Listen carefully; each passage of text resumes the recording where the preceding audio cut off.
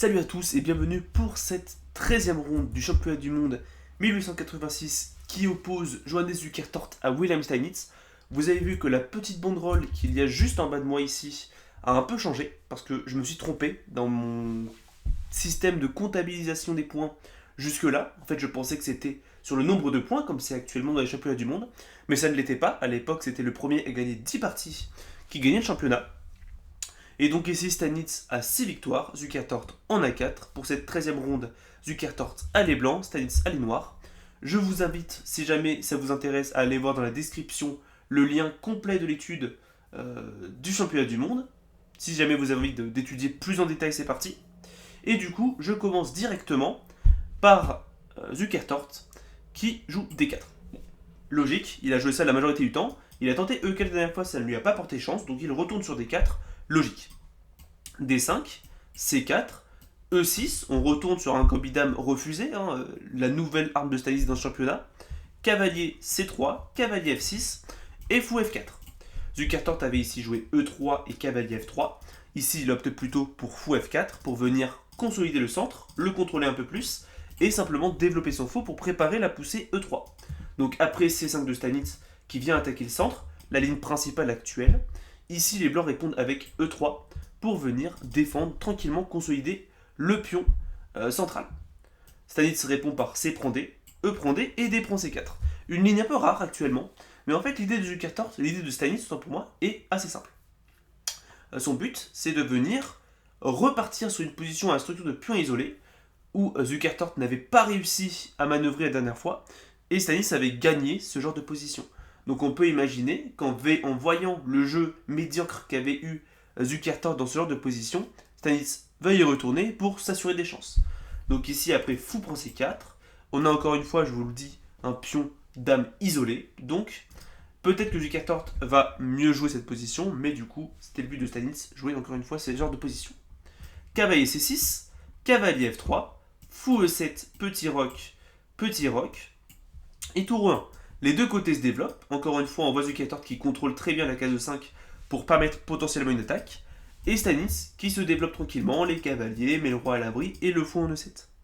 Donc ici, on a vraiment une position très typique de ce genre de position. Et Stanitz va répondre avec fou D7. Un coup un peu imprécis. Ici, un meilleur plan aurait été de jouer A6 avec le plan de plutôt mettre le fou en B7 après un coup de B5 préliminaire. Le fou serait très très actif sur la grande diagonale. Mais à la place, du coup, il joue plutôt fou D7. Logique aussi. Et dame E2. Donc là maintenant, Zukertort se permet de le faire. Avant, il ne pouvait pas le faire parce que la dame attaquait le pion.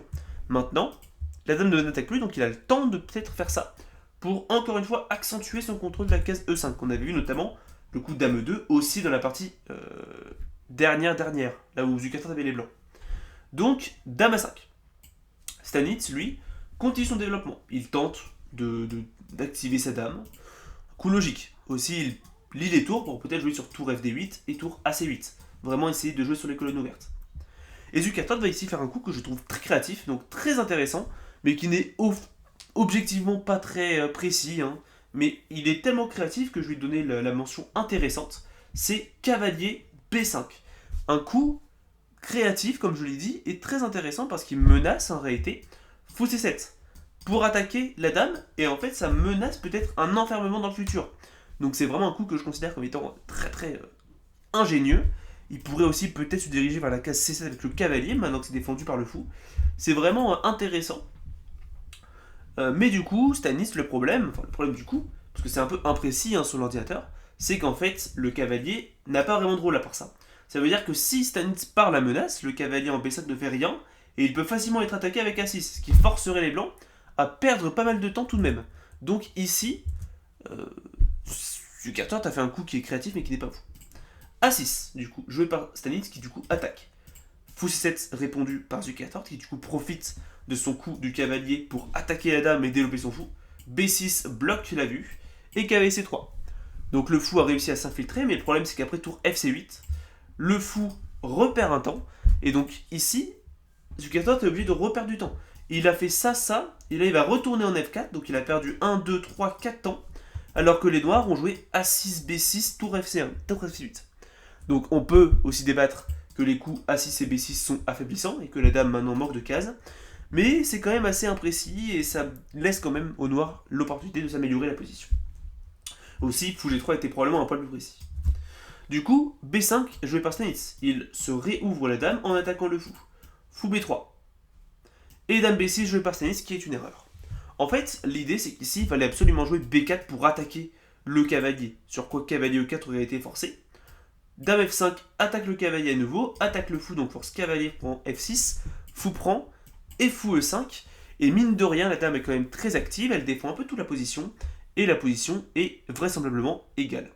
Le problème, après dame B6, c'est que ça autoriserait le coup D5, qui n'a pas été joué dans la partie, mais c'est le meilleur coup, parce qu'après pion prend, cavalier prend, fou prend, menace fou prend cavalier, suivi de dame prend fou, donc les noirs sont forcés de jouer tour E8, et cavalier E5, en réalité, les noirs ont du mal à se développer, ils ont du mal à vraiment réussir à gagner la position, parce que là, le cavalier est attaqué de partout. Le problème, c'est que le cavalier est aussi un socle important pour le fou attaque le cavalier aussi, là ici la case F7 est en l'air. C'est vraiment un bazar et les noirs vont probablement finir par perdre du matériel. Là ici, pour vous dire, le meilleur coup de l'ordinateur, c'est cavalier prend E5 qui sacrifie la qualité. Mais du coup, globalement, les blancs gagnent du matériel. Donc ici, c'est compliqué à voir, mais après dame B6, D5 gagne la partie. Le problème, c'est que du coup, Zukertort a décidé de jouer tour ED1. Donc il vient mettre sa tour derrière le pion pour la défendre, peut-être préparer la poussée D5, mais le problème, c'est que là maintenant, Stanitz a le temps de jouer cavalier A5, qui force fou C2, parce que du coup la paire de fou est menacée. Dame C, fou C2 d'ailleurs un coup très logique, hein, met en place une taille diagonale sur le roi des noirs, donc il va peut-être ensuite jouer dame D3 pour attaquer. Mais du coup maintenant Stanitz peut tranquillement continuer avec cavalier C4. B4 est le meilleur coup, mais cavalier C4 est très humain, pour attaquer le pion B2, et se donner peut-être des perspectives dans le futur avec le cavalier. Fou D3 joué par Zukertort qui attaque du coup le cavalier, défend le pion B2, et cavalier D6. Coup un peu imprécis, mais certes. Cavalier E5 répondu par Zukertort. Encore une fois, le coup D5 était plus précis. Parce qu'après cavalier C4, donc le cavalier revient, c'est obligé, en réalité c'est le seul coup qui tient un peu. Cavalier E5, cavalier prend E5, fou prend E5. Les blancs ont un tout petit avantage, par exemple B4, D6, fou prend, pion prend, ici attention sur dame prend, il y a fou prend, échec. Donc pion prend, encore une fois dame prend, fou prend. Et les blancs ont quand même beaucoup d'activités, ils vont sacrifier un pion, mais pour avoir de l'attaque. C'est compliqué, je ne suis pas allé plus en profondeur que ça, c'est juste pour vous montrer une ligne qui pourrait se passer dans une partie d'ordinateur. Mais du coup, cavalier E5 est aussi très logique, très naturel. Attaque le fou et centralise le cavalier. Le problème, c'est que du coup, le pion reste faible. Fou E8 joué par Stanitz et fou G5. Ce coup, par contre, je ne le comprends pas. Je ne comprends pas vraiment ce qu'il fait. Ici, ok, Zukertort attaque le cavalier, met en place du coup un vis-à-vis avec le fou en E7 qui est en l'air. Mais Stanitz va tranquillement venir le défendre avec dame D8. H6 c'était également très bon pour poser une question. Et par exemple, dame D8 joué par Stanitz et dame F3 joué par Zukertort. Et là, toujours pareil, un coup un peu inutile. La dame ne sert pas à grand chose, F4 c'était mieux. Pour venir du coup attaquer, enfin il vient attaquer le cavalier un peu plus, peut-être mettre pression sur la tour. Mais encore une fois, H6 pose des problèmes. Stanitz va commencer par tour A7, un coup également très naturel pour venir se diriger vers la case 7 ou la case D7, donc activer la tour sur la 7ème rangée. Et dame H3, un troisième coup qui selon moi ne fait pas vraiment sens. Stanitz, Zukertort, fait en réalité un coup ici, qui est un peu naïf. L'idée est en fait de jouer fou prend cavalier, suivi de dame prend pion. Peut-être que Zukertort voulait mettre la dame simplement en sécurité et hors de danger, mais en fait il l'a surtout passivisé, on va dire, ce qui n'est juste pas bon. H6 joué par Stanitz. Ici peut-être que Zukertort pensait avoir des perspectives de fou prend et dame prend, mais ce n'est pas le cas, il y a toujours des fous F8 qui peuvent arriver pour attaquer de partout. Mais du coup, Zukertort à la place revient tranquillement en E3. Prendre le cavalier n'est pas utile, hein. Fou prend donnerait la paire de fous au noir, donc c'est pas intéressant. Donc fou E3 et tour A7 joué par Stanitz. D5, Zukertort se débarrasse enfin de son pion, mais c'est un peu tard en réalité ici. Stanitz a le temps de balancer un coup comme B4 et il n'y a plus de cavalier C5 en prise, C6 en prise. Donc ici, il a le temps, il attaque le cavalier. Zukertort devrait jouer, je vais vous montrer la ligne d'ordinateur, elle est incroyable. Mais c'est ce qu'il devrait jouer, c'est le seul coup qui tient la nulle, il ne le fait pas. C'est D prend E6, le seul coup qui tient la nulle, donc c'est un coup brillant, hein, car il vient sacrifier le cavalier. Et si tu prends, je vais tranquillement récupérer le pion en C3. Et en fait, mon pion est défendu par la dame, le cavalier, le fou et le fou s'activent. La tour est aussi très active sur la colonne D. Et l'ordinateur nous dit en fait que malgré la perte matérielle, Zukertort aurait pu tenir la nulle du fait de son attaque. Mais évidemment, c'est très compliqué à voir. Zukertort à la place va jouer cavalier E2 avec l'idée que sur cavalier prend D5, le coup joué par Stanitz. Il veut jouer fou prend A6 pour attaquer la tour. Donc il n'y a pas de perte matérielle, juste il récupère le pion A6.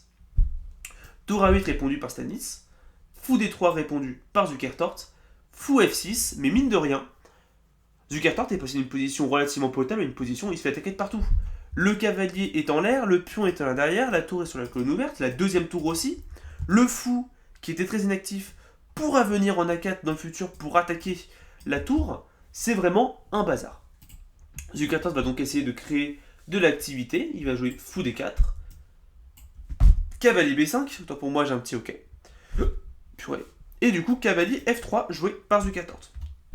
Fou prend B5 qui est plus précis, avec l'idée que sur fou prend E5, il y a dame H5 qui défend le cavalier et vient peut-être attaquer dans le futur. Si tu joues G6, je dois avoir des coups comme cavalier prend G6. En gros, l'ordinateur va vraiment taper. Mais du coup, cavalier F3 très logique pour attaquer, pour défendre le fou. Mais le problème, c'est que maintenant, après cavalier prend D4 et cavalier F prend D4, les noirs ont pris la paire de fous. Ici, fou A4 est le meilleur coup. Stanitz va plutôt opter pour tour A5 pour consolider le cavalier, peut-être essayer de se rendre sur la case C5 ou dans le futur sur l'une de ces cases, faire un coulissage sur la 5ème rangée. Et dame F3, Zukertort tente tranquillement de revenir en jeu. Fou A4, ça y est, se joue maintenant. Et pourquoi c'est le meilleur coup, et c'était le cas avant, en réalité, il vient attaquer la tour, et si jamais B3 est joué, admettons, le fou, maintenant ici en F6, est très ouvert. Et il cloue aussi le cavalier à la tour. Donc là, le fou peut tranquillement revenir en A8. Et ok, il a perdu techniquement du temps, mais il a forcé les blancs, c'est créé un gros affaiblissement, parce que du coup, ça se crée un clouage, et le pion A2 devient arriéré, donc c'est très compliqué à jouer. Ici, cavalier B3 était la meilleure défense à la place. C'est très critique. Il y aurait eu fou prend, pion prend, tour prend, fou prend B2, qui aurait été intéressant. Hein. Les noirs auraient simplement un pion de plus. Donc, ici, à la place, Zukertort répond simplement tour E1. Ici, Zukertort vient donc bouger la tour, peut-être essayer de la rendre sur une colonne un peu ouverte. Globalement, il essaie de tenter un truc, quoi. Et du coup, ici, Stanitz répond par cavalier E7. Fou D4, enfin dame E4, pour venir menacer dame H7. G6 bloque.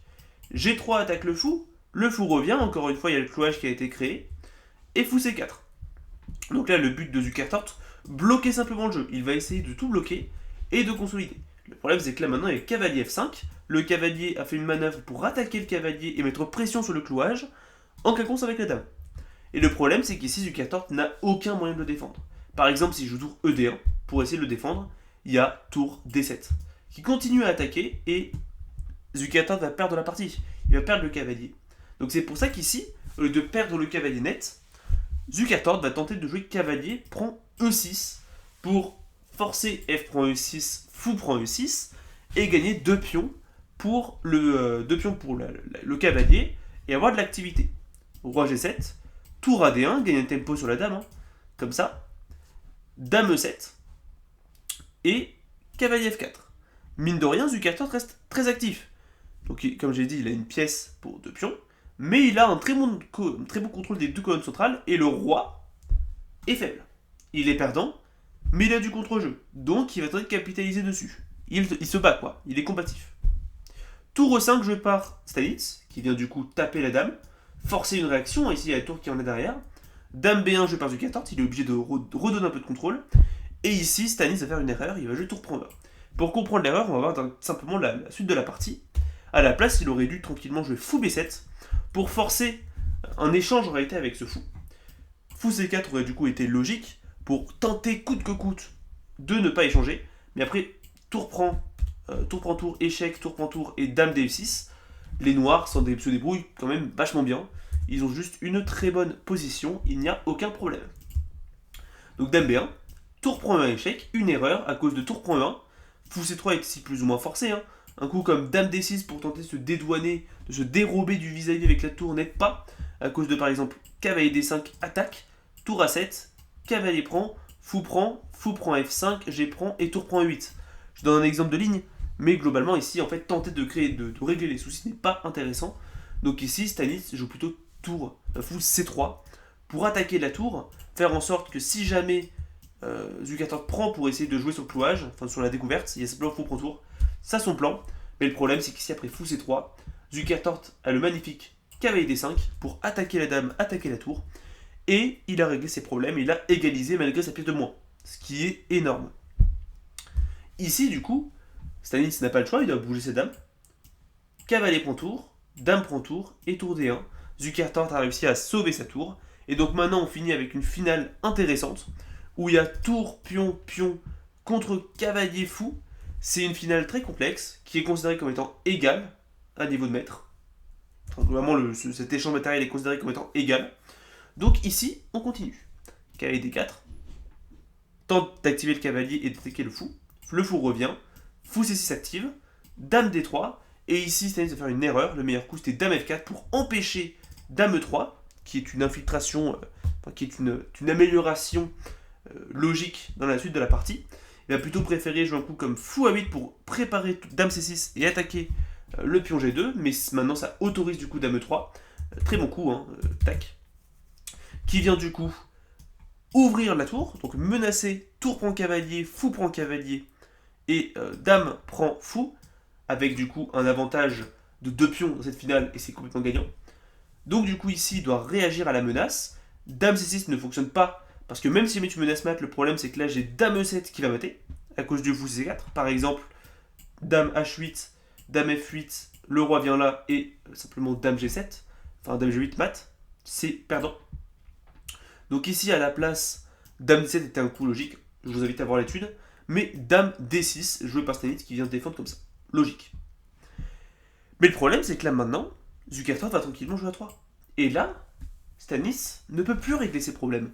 Parce que là, le pion est en l'air, le fou est en l'air, quand le pion disparaîtra, et il ne peut pas se dérober, il ne peut pas partir vers B4 parce que du coup, le cavalier serait en l'air derrière. Donc, toutes ces 3 pièces qui étaient censées se soutenir l'une à l'autre et être très actives sont en fait extrêmement vulnérables à présent. Et là, du coup, Stanis va jouer simplement fou 6, il tente tant bien mal de tenir, mais après, A prend B4, le fou est en l'air. Dame F6 joué par Stanis, et ici, Zukertort avait l'occasion de gagner avec B5 pour jouer sur cavalier B5, fou prend B5, fou prend B5 et le magnifique Dame C5. Avec l'occasion, du coup, l'idée d'attaquer le fou et quand il bouge, de jouer tour D6 pour attaquer la dame qui n'a plus aucune case pour défendre le fou ici. Il y aura des coups comme tour C, Dame C7 qui vont arriver ensuite. C'est un enfer. Au cas où, simplement prendre le fou n'est pas utile, enfin ça ne marche pas à cause de cavalier E2, échec, qui gagne la dame. Donc ici, Zukertort, n'ayant pas vu le coup B5, va préférer de jouer roi F1. Logique, il vient simplement parer la menace de cavalier E2 et maintenant du coup vraiment menacé, dame prend C3. C'est pour ça que du coup maintenant cavalier B5 est joué pour défendre simplement le fou. Et dame E6. Proposition de dame qui ne peut pas être refusée. Dame prend E6, fou prend E6, fou prend B4 et dame D7. Et mine de rien, même dans cette finale qui est considérée comme étant probablement nulle, Zukertort continue de créer des problèmes.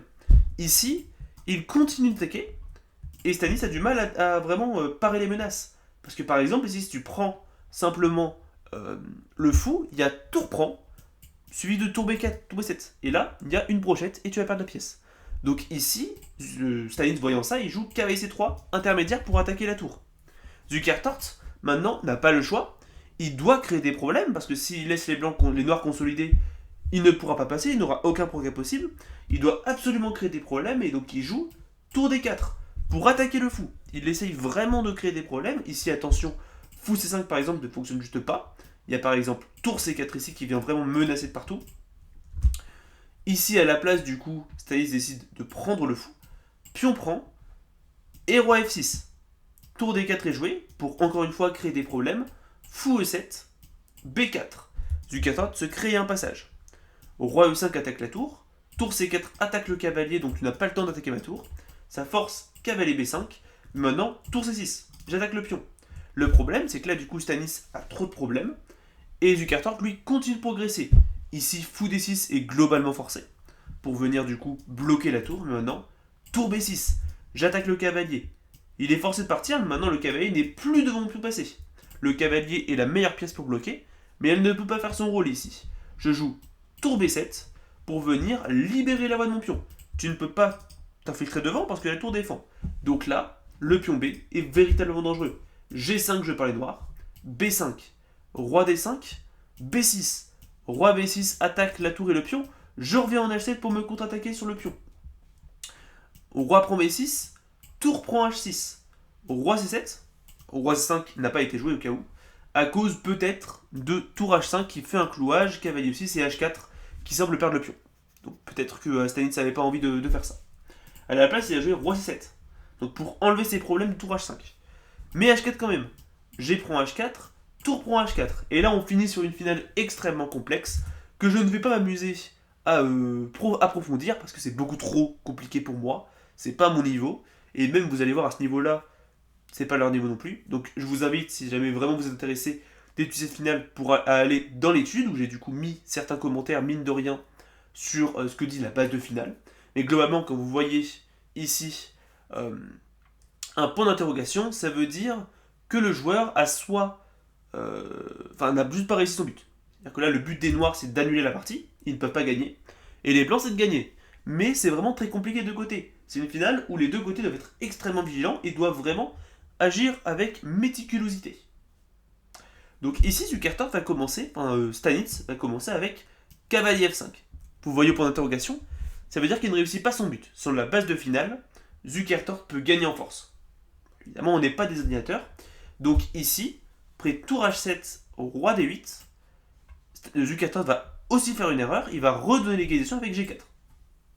Ce qui est pourtant logique, il attaque le cavalier. Le problème, c'est qu'ici, du coup, Stanitz avait cavalier D4 qui empêchait l'activation du roi. À la place, Stanitz va plutôt jouer cavalier E7, qui va venir rapidement tenter de frayer un chemin pour le roi.